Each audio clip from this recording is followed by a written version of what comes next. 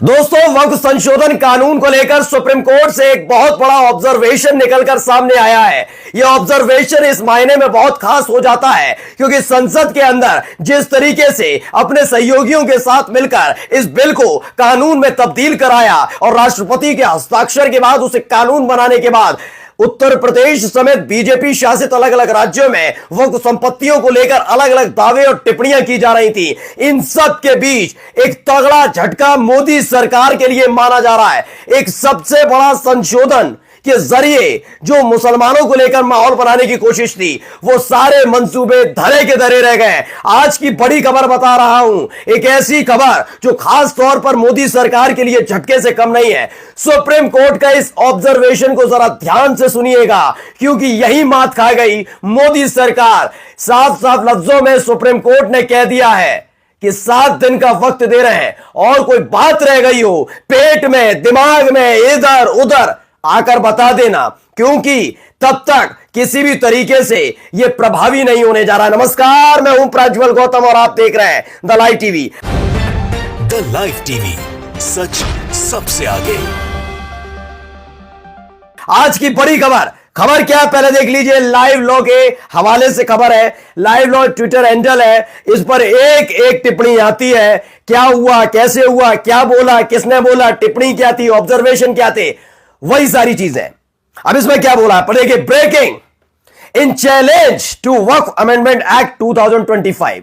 हिंदी में आसान भाषा में आपको बताता हूं। बताया गया है कि वक्फ संशोधन कानून 2025 को जो चैलेंज किया गया, उसको लेकर centre makes the following statements to the supreme court. क्या नॉन मुस्लिम यानी कि गैर मुस्लिम किसी भी कीमत पर सेंट्रल वक्फ काउंसिल और स्टेट वक्फ बोर्ड में नहीं होंगे, नहीं किसी भी कीमत पर डाले जाएंगे। इसी बात पर लगातार जोर दिया जा रहा था। मत जाइए संसद वाली बातों पर। संसद में जो कहा था कर दिया इन्होंने, देखा था हमने। ला रहे थे ना जबरदस्ती। सोचिए, बार बार कहा जा रहा था कि गैर मुस्लिम को ना काउंसिल में लाएंगे ना बोर्ड में लाएंगे, और बाद में कानून में था। इसी पे तो याचिका गई है और अब सुप्रीम कोर्ट ने कहा नहीं, गैर मुसलमान कोई भी व्यक्ति, चाहे वो काउंसिल हो, वक्फ बोर्ड का काउंसिल या फिर वक्फ बोर्ड हो, वहां पर गैर मुस्लिम नहीं नियुक्त किए जाएंगे। एक आदमी नहीं होगा नियुक्त। बहुत भड़काने की, बहुत गुमराह करने की कोशिश हो रही थी। हिंदुओं को खुश किया जा रहा था। वो कट्टर हिंदू टाइप जो होते, सारे नहीं, कट्टर हिंदू टाइप होते ना, उन्हें खुश करने की कोशिश की जा रही। देखो देखो, अब वक्फ बोर्ड भी हमारे कब्जे में है। अब हमने वहां पर हिंदुओं को बिठा दिया। लो, सुप्रीम कोर्ट ने कह दिया आओ आओ। हाँ, 7 दिन का वक्त दिया है, परेशान मत हुई। 7 दिन में इनसे कहा कि आ जाना, कोई बात मन में रह गई हो, छूट गई हो, कोई होता ना मेरे बेटे, कभी कोई दिक्कत हो तो आना। वैसी वाली स्थिति में कुछ रह गया तो बता देना। उस स्थिति में बात चल रही है। अगला, waqf including waqf by user whether declared by way of notification और registration will be denotified till the next date of hearing. यानी अगली तारीख तक के लिए यह कहा है कि प्रभावी जैसा था वैसा रहेगा। यह अपने आप में तगड़ा झटका। देखिए, नरेंद्र नाथ मिश्रा हैं, उन्होंने भी क्या कहा, 3 पॉइंट में पूरी कहानी समझाई और समझ जाएंगे आप। वक्फ पर सुप्रीम कोर्ट का फैसला, सरकार से 7 दिनों के अंदर जवाब मांगा गया कि जवाब दीजिए इस पर, कोई बात है और कोई रह गई हो, दलील वलील, आप कह रहे थे ना दलील है, आदेश मत दीजिएगा। सरकार से 7 दिनों के अंदर जवाब मांगा गया। जवाब मिलने तक इसमें किसी तरह का बदलाव प्रभावी नहीं होगा। यानी कानून लागू हो गया, बदलाव प्रभावी हो गया, नहीं, कोई प्रभावी नहीं होगा। पहले हम 7 दिन के अंदर आपका जवाब चाहते हैं।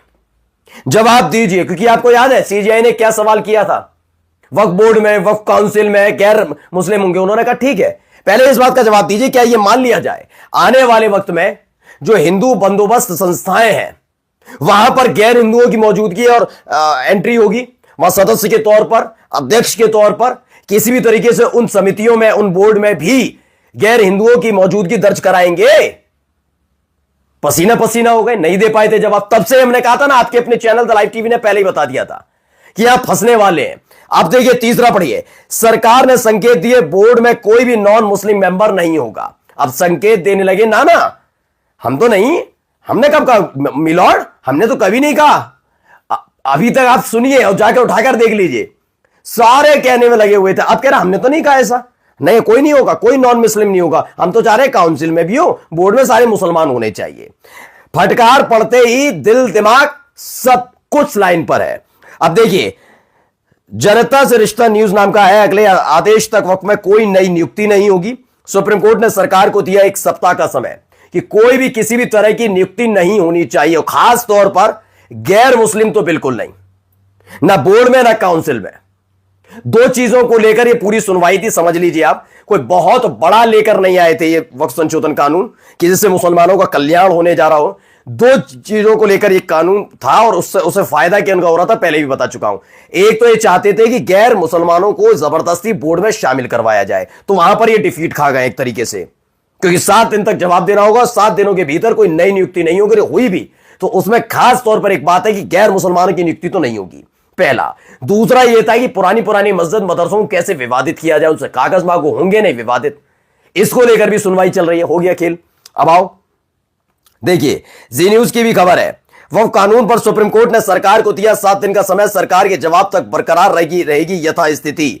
7 दिन में जवाब देने के लिए कहा गया है, यथास्थिति बरकरार रखिए और उसके बाद आप बात करिएगा। यानी एक बड़ा टेंशन वाली बात है, खास तौर पर मोदी सरकार के लिए, क्योंकि ये पूरा का पूरा वक्फ संशोधन कानून ही किसी एक खास मकसद के लिए लाया गया था। मैं बार बार बता रहा हूं, ये मुसलमानों के कल्याण की अगर चीज होती तो उस तरह के प्रावधान हो जाते, मुसलमानों की बात सुन ली जाती, लेकिन यहां अपनी बात सुनवानी थी, अपनी बात मनवानी थी, वो था। और 2 प्रावधानों के जरिए क्या खेल करने की कोशिश थी और कोई जानता। अब देखिए, पढ़िए, ANI हिंदी न्यूज की ट्वीट है, सुप्रीम कोर्ट ने सॉलिसिटर जनरल के इस बयान को रिकॉर्ड में लिया कि केंद्र 7 दिनों के भीतर जवाब देगा।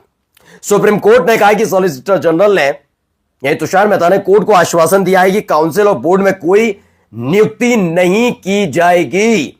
सुप्रीम कोर्ट ने कहा, सॉलिसिटर जनरल ने आश्वासन दिया कि अगली सुनवाई की तारीख तक वक्फ, जिसमें पहले से पंजीकृत या अधिसूचना के माध्यम से घोषित वक्फ शामिल है, को ना तो डिनोटिफाई किया जाएगा और ना ही कलेक्टर को बदला जाएगा। कुछ नहीं कर पाएंगे। अब ये छटपटाते रहेंगे 7 दिनों तक, बयान देते रहो, हम हॉस्पिटल बना देंगे, वक्फ की जमीन को हम ये कर देंगे, झुंझुना बजाते रहो। अब साफ साफ कह दिया सुप्रीम कोर्ट ने कहा कि केंद्र को 7 दिनों के भीतर जवाब दाखिल करना चाहिए और करना होगा, उसके बाद ही आगे देखेंगे होगा क्या। लेकिन जिस तरह के हालात हैं उसे देखकर समझ में आ गया। अब देखिए, वकीलों की भाषा वकीलों से बेहतर कौन जाने, कोर्ट की भाषा। तो जो कल तलक चंबल में है, काशी में है, मथुरा में है, करते हैं ना विष्णु शंकर जैन साहब, उनका देखिए बयान सुनिए क्या कह रहे हैं। वक्फ बाय यूजर, अगर वहां पे डिस्प्यूट है तो वक्फ बाय यूजर नहीं माना जाएगा। दूसरा, पार्लियामेंट ने कहा है कि अगर कोई गवर्नमेंट प्रॉपर्टी वक्फ संपत्ति घोषित हो गई है तो उसको हम वापस लाएंगे। ये लीस्ट एक काम पार्लियामेंट ने अमेंडमेंट एक्ट में किया है। अब कल की हियरिंग में ऑनरेबल सुप्रीम कोर्ट ने कहा कि हम इसको थोड़ा इसमें इंटरिम ऑर्डर करना चाहते हैं और उसमें इंटरफेयर करना चाहते हैं। तो मेरा सबसे पहला कहना यह है कि सुप्रीम कोर्ट इस मामले की आर्टिकल 32 में डायरेक्ट सुनवाई नहीं कर सकता है, क्योंकि जब ऐसे ही मामले पहले सुप्रीम कोर्ट आए थे तो बोला गया था कि आप हाईकोर्ट जाइए। पिछले 7 साल से 120 याचिकाएं अलग अलग हाईकोर्ट में लंबित है और कोई इंटरिम ऑर्डर, जब हमने वक्फ एक्ट 1995 को चुनौती दी थी तो नहीं किया गया है। तो ये एक बहुत ही रॉन्ग प्रेसिडेंट सेट करे। विष्णु शंकर जैन साहब कहते हैं, अगर किसी सरकारी संपत्ति को वक्फ संपत्ति घोषित किया गया है तो हम उसे वापस ले लेंगे। किसी सरकारी संपत्ति को वक्फ संपत्ति घोषित की गई है तो हम उसे वापस ले लेंगे। अगर सुप्रीम कोर्ट इस बार कोई आदेश पारित करता है तो वह गलत मिसाल कायम करेगा। ये ज्ञान दे रहे हैं किसे? सुप्रीम कोर्ट को। मैं ये नहीं कह रहा कि विष्णु शंकर जैन ने ऐसा कुछ नहीं किया कि वो कंटेप्ट ऑफ कोर्ट हो, भाई अपनी राय रखने की सबको आजादी है, लेकिन वो कह रहे हैं कि ये गलत मिसाल कायम करेगा। वो उनको बता रहे हैं गलत मिसाल है। जैसे संभल में तो एक तरफा इनकी याचिका लगाकर जो संभल का सर्वे कर दिया था वो अच्छी मिसाल थी, अब यहां पर हो रहा है तो गलत मिसाल है। ये सुप्रीम कोर्ट को ज्ञान दे रहे हैं। ये वाला ज्ञान वहां पर भी दे सकते थे, स्थानीय अदालत जो संभल की थी वहां नहीं दी गई होगी, यहां आकर ही दे रहे हैं। अब देखिए, अलग अलग तरह के ट्वीट भी आ रहे हैं। सुप्रीम कोर्ट का एक और मनमाना फैसला, अंतिम रोक, केंद्र सरकार के मुंह पर तमाचा, सो कॉल्ड 56 इंच सरकार क्या करेगी। उन्होंने कहा मनमाना फैसला सुप्रीम कोर्ट का, मतलब सारे तथ्य देखने के बाद उन्होंने ये किया है। लेकिन उसके बाद कुंवर अभय लिखते हैं, सुप्रीम कोर्ट बना ही हिंदुओं को बर्बाद करने के लिए, सुप्रीम कोर्ट से हिंदुओं को कोई आशा नहीं करनी चाहिए। राम मंदिर वाला फैसला कहां से आया था भाई? नहीं, इतनी मैंने कहा ना, ये सारे दिहाड़ी मजदूर बिठा रखे हैं। राम मंदिर वाला फैसला कहां से आया था? कुछ पता है राम मंदिर का फैसला किस आधार पर दिया गया था?